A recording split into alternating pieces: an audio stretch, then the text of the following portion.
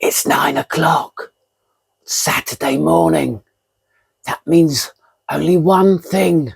It's time for the Monster Magic Saturday Show. Let's do this. Wake up, it's a beautiful morning. Feel the sun shining for your eyes. Woo-hoo-hoo. Good morning. And it is a beautiful morning outside. This is the type of day where I think I've really nailed it living on a boat. They don't happen in this country very often. So I am really looking forward to this weekend. I might actually be looking a little bit tired at the moment. And that is because Craig Petty has released Cube 52. Wow, it's always exciting when Craig puts out a new trick. I don't think anyone has an eye for something as commercial as Craig. Lots of people are perhaps put out as many stuff, but Craig always nails it commercially. And Cube 52, don't be scared if you're not into cubing. The cards are sort of based around a Rubik's Cube, and I'll come to that later. But what you really need to be thinking of this deck as is an marked 52 marked ESP deck, if you see what I mean. But instead of using the 5 symbols of an ESP deck, you use the colors of a Rubik's Cube, the 6 colors of a Rubik's Cube. And Craig has noticed, obviously, that 9 times 6 comes to 54, which is very close to 52. So he's made a whole deck of solid colored cards instead of symbols. So I'll show you what I mean. The deck is very designed to look like what speed cubers would use. Speed cubers are people in competitions and things like that, and they time each other to solve the cube or make patterns with the cube. I know very little about cubing. This is all stuff I've picked up. And so what you get with this deck is all of the cards, all of the colors of the Rubik's Cube, but in solid form. So these, if you think of these as ESP symbols, you'll really get an idea of the kind of routine and the way a lot of the tricks work. They are also marked, and a lot of the routines use a stack, a cyclic stack, so the cards can still be cut and everything else. And it's not a very complicated stack because obviously you've only got the 6 colors and they're going to be repeating each other in a cyclic stack. The markings are super clear. They're all on the back of the card. They're all explained. And what I will just say is these cards are lovely. The colours are nice. Even the white one has a little bit of a shading around it, so it doesn't look just like a blank card. And they handle really well. So they handle like an ordinary deck of cards. So you can do everything you would normally do. Shuffle them normally, riffle them normally, anything like that. They handle perfectly. They're also a one-way deck, which Kev G points out to Craig. I think Craig had failed to realise that. And I'll come through all the tricks in a minute. So the cards are beautiful. This box is a little bit of a crib as well, so that'll help you if you can't remember the order of the 6 colours. So that is brilliant, and it is a beautiful. Yeah, but I won't bother putting it back. It's a lovely deck of cards. It's a beautiful box. Looks completely innocent and legit.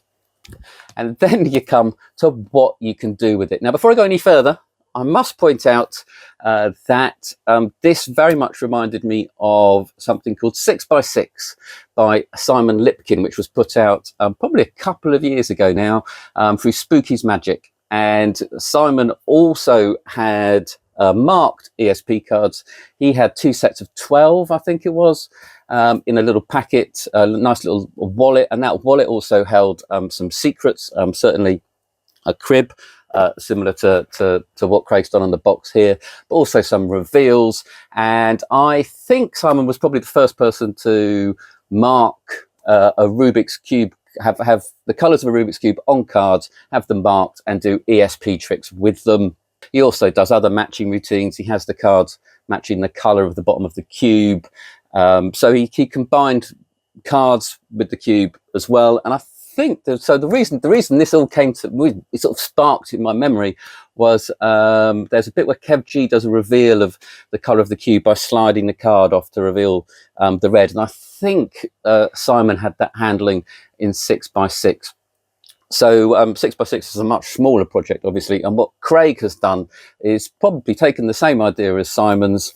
So if Simon's was the digestive biscuit, as it were, Craig has crumbled that biscuit all over the bottom of a baking tray, added a thick layer of caramel, then a thick layer of chocolate, and come up with Millionaire's shortbread. You have got 9 hours. 9 hours on this, from helped by various contributors. So it's not just Craig. Just talking about what you can do with this deck, either combined with the cube or not combined with the cube. Obviously, cube magic strikes fear into many people's hearts, certainly mine, because you kind of want to be able to solve the cube. Craig won't teach you how to solve the cube on this. He teaches you everything you need to know to do all of the tricks. And he teaches you where to find out how to solve the cube. You can Google how to solve the cube. It's not that hard. I mean, also it comes with videos and things like that. So it's very easy these days to learn how to solve a cube. You don't have to be able to do it in under 2 minutes or anything super like that. I would advise that you do learn how to solve the cube, because if you are carrying around a Rubik's Cube, if you are doing Rubik's Cube magic, the chances of it getting mixed up are pretty high, whether it's an annoying spectator or just in your pocket, or if you make a mistake. And most of how you get into the patterns and the algorithms that Craig teaches are based on starting from a solved cube. So just learn how to solve it, or at least have an app on your phone that will help you solve it. And if it takes you 5 minutes, it takes you 5 minutes. All that said, you don't need to know how to solve the cube to do this. It's just probably advisable. The tutorial, thank the Lord, is split up into various parts. Now, just to get an idea of how big this tutorial is, not only does it have various parts, it has volumes. So each volume has separate parts, which is very, very handy, because if you want to navigate your way around this, if you want to skip to something, strolling through 9 hours would be a nightmare. It starts off with Craig introducing the deck and explaining exactly everything about it, the different setups for it, so you get to know the stack, and the crib, and the markings, and everything like that. And he also teaches you the algorithms you're going to need to be able to do the cube bits of the magic. The Cube bits are based on Cube 3 by Stephen Brundage.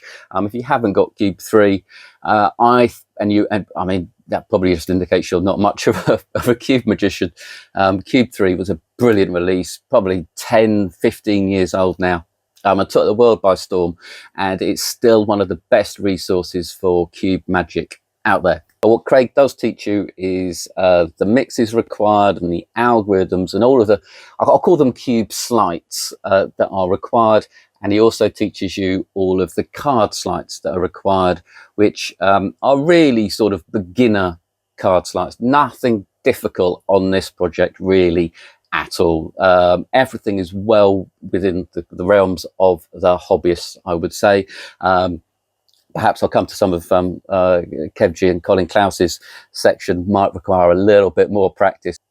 Javier from Murphy's does a little section of teaching a couple of sleights and his introduction to the deck, which is great, very clear.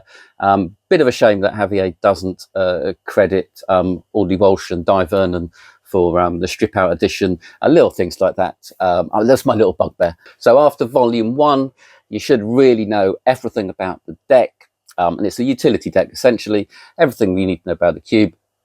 And Craig will have shown you a few routines highlighting how the deck works.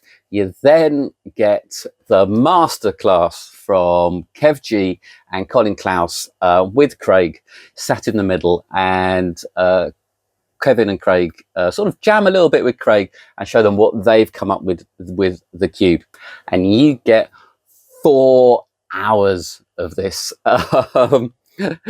All great stuff, and you're going to learn a lot of magic involving cards and cubes. A lot of it is well beyond sort of my skill set, some of it not actually. And I really liked the first trick that Kev does that seems very easy to do, fooled Craig, and even if you didn't do the cube finale at the end, I still think that's a wonderful trick. So don't be put off by the fact that you've got 2 incredibly good cubers in this section. do it. It's not as hard as it looks, and also they might actually encourage you to do a little bit more with the Rubik's Cube. And they've got a refractor project which you can go and check out. I'm sure if you look up Kevin G or Colin Klaus, you'll find that. And to be honest, these were the two people that convinced me that Rubik's Cube magic was actually a very entertaining form of magic. Being a bit of an old duffer, I kind of always considered it a toy and a puzzle, and it was seeing them at a convention and looking at and seeing the look on people's faces as these sort of cubes solved or matched and did these amazing things with the Rubik's Cube, that I realised that it is far more than that, and much like a pack of cards, it is a utility magic prop as well. So having your mind mixed, muddled and algorithmed by Kev G and Colin Klaus and Craig for 4 hours, you then move on to volume 3, and volume 3 is a breath of fresh air. You have the wonderful Peter Nardi from Alakazam Magic running through essentially card tricks, sort of old classic card tricks, self-workers, semi-automatic style tricks that I love, and he's adapted them for this deck. So if you're thinking of classic ESP matching routines and predictions and things like that, these are great tricks. I love them. These I would do all of these tricks. Some are a bit too similar to do, you know, one after the other. But for me, this is gold. I really, really enjoyed this section. It is, I think you get probably 1.5 hours of stuff with Peter, to watch Peter perform these. He's a great performer, and you'll pick up a lot of nuances and a lot of subtleties just by watching him. Terrific material, and it's also very nice the way Craig and Peter sort of collaborate, and Craig, knowing the deck a little bit better than Peter, often offers the odd little tidbit of how to maybe get into the setup for some of Peter's tricks a little bit quicker. Can't recommend volume 3 strongly enough, to be honest, and it really, really does show that this is a utility deck, and you can take lots of these tricks that perhaps you learnt a long time ago, some of those self-workers, and use this deck for them and just create a nice, more visual effect. What I haven't said enough about this deck is, you know, with ESP cards, they're just black and white, and there's not that much color going on with an ordinary deck of cards, really. This is very bright and very clear. So especially if you're going to do something in Parlor, if you've got a Parlor card trick and you want to maybe make it stand out or accentuate it to the people at the back, then perhaps using this deck might help you do that. Volume 4, I think, is where you really get into the meat of what Craig does with this deck and the Rubik's Cube. It starts with various cube and card matching routines, whether you're and sort of adapted to whether you've got a table and whether you're strolling, which is really nice and a great consideration, especially if you're not a hobbyist and you're a worker and you may not have a big table space. And then he moves on to tricks that are essentially card tricks that he's adapted. So you've got ESP matching routines, you've got an oil and water routine, you've got a Triumph routine that involves both the cube and a sort of classic Triumph revelation in there. Then you've got Sleight of Cube, which includes a cube, an ordinary deck of cards, and the Cube 52 cards. Possibly a little bit too much going on, but I did really, really like the revelation. I wonder if there's a way to make it slightly clearer, but to be honest, you know, this is several hours in to the project, so I might have been more tired. I might have seen a lot of more cube magic than your participants at this point. But I really, really did like the revelation. Then you have Digital Solve, which uses the spectator's phone, which is quite nice. They take a picture of the cube, and then that turns out to be a revelation as well. So it's actually 3 revelations you get with that routine. That's pretty nice. Picasso Cubed, which is a color match idea using these cube cards. Again, you know, these are a utility deck of cards. So really you can be thinking, taking what you've already got or routines that you already know, and perhaps incorporating these might make them easier or more powerful, or like I say, clearer in a parlor or stage situations. And then you have a trick that seems to be coming up quite a lot, and out of this world, but with using these cards, different to an ordinary out of the world, because ordinary out of the world obviously just got red and black, and here you've got 6 colors. Used as an idea by Stephen Leithwaite, and that's really nice.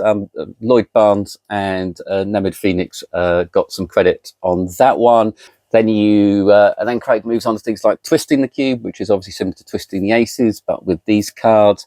You have reset, which is Paul Harris's trick, and you have a couple more tricks involving the cards and the cube.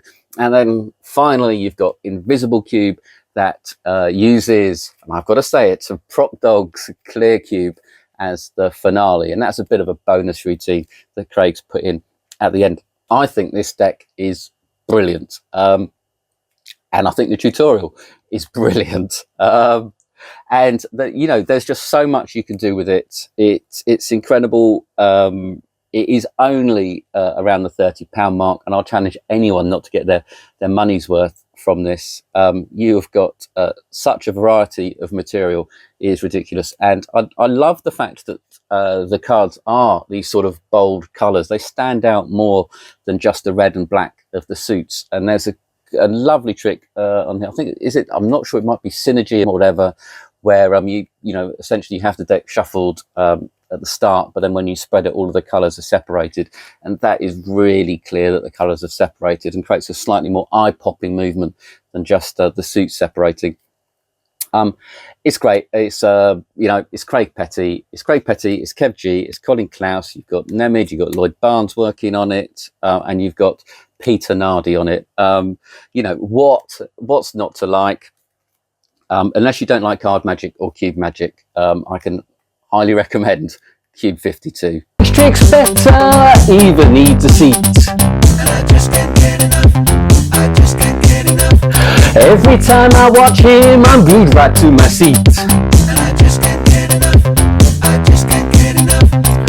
The rants and tantrums that we all love, and I just can't seem to get enough of Craig.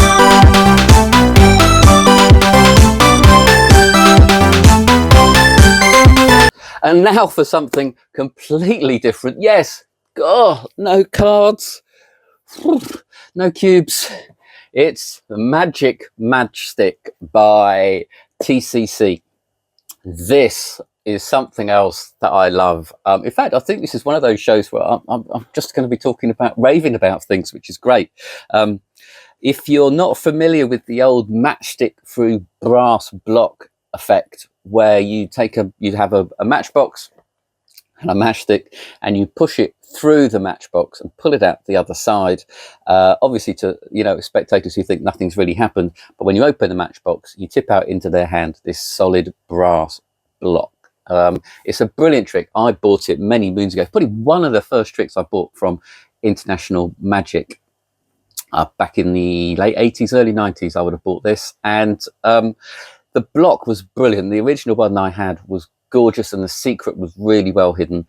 I've lost it over the years, and it's been very, very hard to find anything that matched that old quality. Strangely enough, the quality has just got worse over the years, and what you really need with this is for the secret to be particularly well hidden. And that comes down to the engineering of the gimmick. And if I can get it out,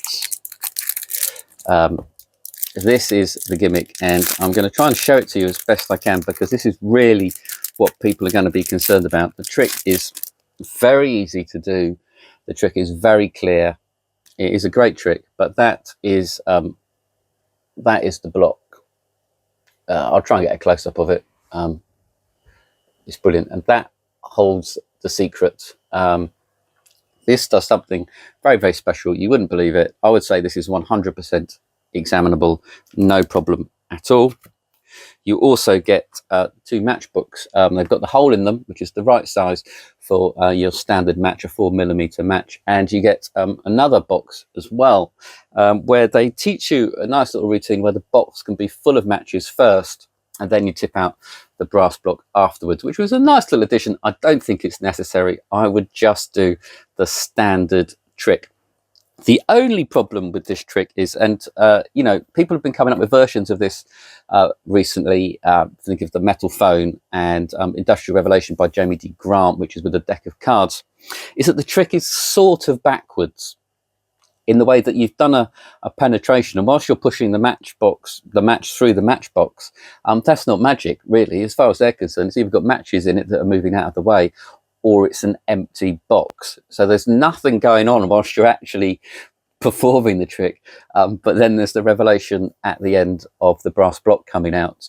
So you've got to try and make that a little bit entertaining or fast. And they teach you how to get the spectator to pull the match through the box and stuff like that, and how to drop the block or the box onto their hand to give them a real shock that there's something heavy and solid inside. So the tutorial is actually sort of 20 odd minutes long, which for such a simple trick is brilliant. A lot of it is showing the setup for the extra matchbox and how to do the match vanish, but it's also, you know, little subtleties like that and how to have which way round to have the matchbox and stuff. It is subtitled, so I had a lot of fun trying to guess, trying to learn a little bit of Chinese, but I failed miserably. I couldn't even work out what the word for match was. They also cover on the tutorial how to adjust the gimmick. So obviously over time it can become a little bit loose or a little bit tarnished, and they teach you how to clean it up, how to tighten it up, and make sure that you're really, really happy with it. Because there's a certain, what you will get with this trick, you want to be able to set it, but you don't want your spectators to be able to set it. So you just need to get that force just right, and they teach you how to do that. It's very simple and takes seconds basically. It is a brilliant project. It's not cheap, but it is well worth it. This is an easy everyday carry, if quite a heavy one. I must just also say that Garrett Thomas on in volume 2 of his Inside the Mind, whatever, second DVD of his DVD set of Garrett Thomas. Check that out, because that has got a lovely routine with it as well. I think it's amazing. I think it's well worth the money, and it is a Magic Matchstick by TCC. And now we've got Sticker Kicker by Jamie Williams and Roddy McGhie.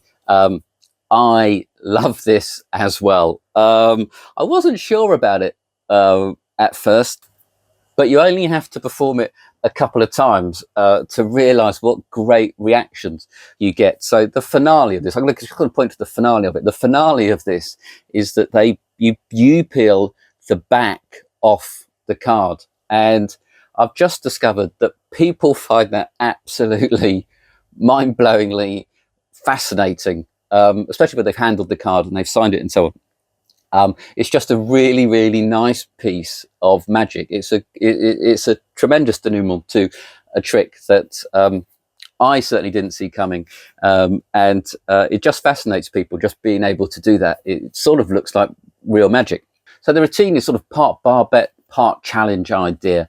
You say there's going to be 3 phases and see if your participant can manage all 3 to win a prize. The first one is, well, the freebie is they choose a card. That's a freebie. They then go on to the first challenge, which is to sign the card, which obviously they manage.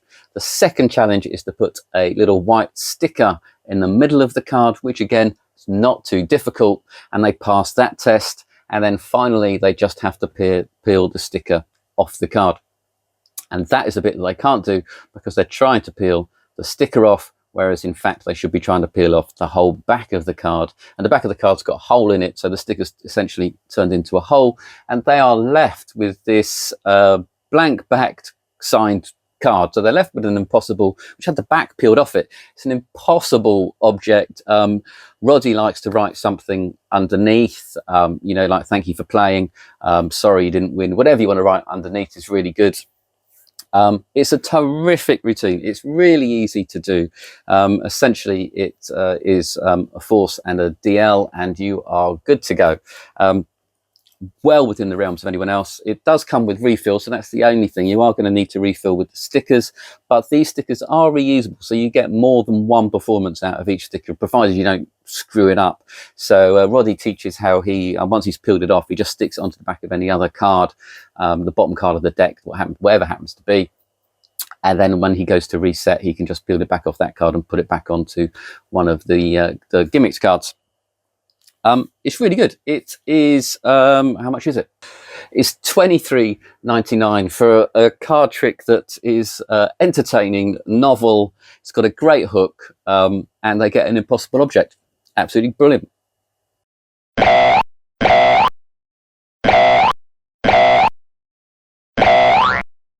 And now TCC are back with the Frame, which isn't the most exciting of name for what it is. This is basically a necklace let me get it out, I'll show you. Ugh, that's a nice box. It's hermetically sealed, so I won't put it out, but that's the necklace in there. The effect is very simple. You take a finger ring, borrow it off a participant, and you manage, as if by magic, to have it go over the necklace, a pendant, and onto the chain, despite the fact that the internal diameter of the ring is such that it seems impossible that that should happen. And you can then pull it off in various different ways. You can pull it off either through the chain, or you can pull it back down over the pendant. It's up to you. And there are various different phases of this, so there's more to it than I thought.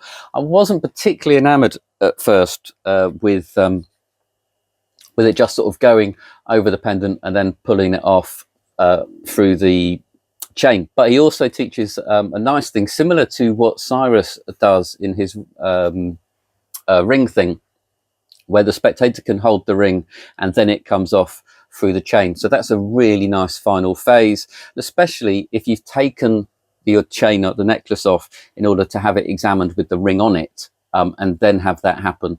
It's really nice. So you get a couple of phases out of it, and this is 9.25 silver pendant, which is possibly a little over the top, but it is actually a solid pendant, so there's nothing to find. Essentially, there's no real secret. It's more how it goes on, I would say, is more of a knack that you need to know how it works in order to get the ring on and off. So this could be completely examined, and unless you leave the ring and the chain and everything with the spectator for an hour, they're probably not going to figure out how it works. You can wear it as an everyday carry and then just borrow a ring when you get a chance. You need to make sure it's the right sort of ring. They run through the various ring requirements, but they're, it's pretty common, pretty standard. So you shouldn't really have a problem there. And it's a great little everyday carry. Again, it's not my sort of pendant, but this is to do with the Harry Potter and the Deadly Hallows. Apparently, I haven't read Harry Potter. I haven't watched the Harry Potter film. So that is how you can explain why you're wearing something slightly bizarre, or it might just fit into your outfit. Who knows? But it is great. Problem is, because it's 9.2 silver and everything else, it's quite expensive. It comes in at $94.99. I think what you probably want to do is to perhaps, maybe if you've got a girlfriend or your wife has got a birthday coming up, maybe give that to her as a birthday present. And then whenever you want to do some magic, you can ask to borrow the pendant that you gave her for her birthday and do it that way. And it kills two birds with one stone. So essentially making it half the price. I do like it. The tutorial's very good. It's very clear.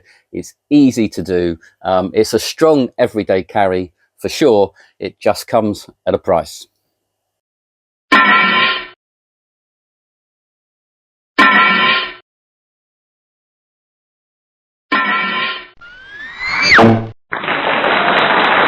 And now, before I go, it's competition time, because I need to say happy birthday to my daughter, Hannah. Happy birthday. I hope you're having a lovely day. It's actually tomorrow, I know. Have a lovely day, have a lovely weekend, and I would really like to see you soon. So please do get in touch if you want to. And so the competition is to win. Yes, you can win Craig Petty's Cube 52. You can win this very one because I've opened it and played with it a little bit. All you have to do to win is to guess how old Hannah will be tomorrow. So I'd like you to leave a comment saying happy, then the number, birthday, Hannah. So if you think Hannah's going to be 1, then you have to put happy 1st birthday, Hannah. If you think she's going to be 2, but happy 2nd birthday, Hannah.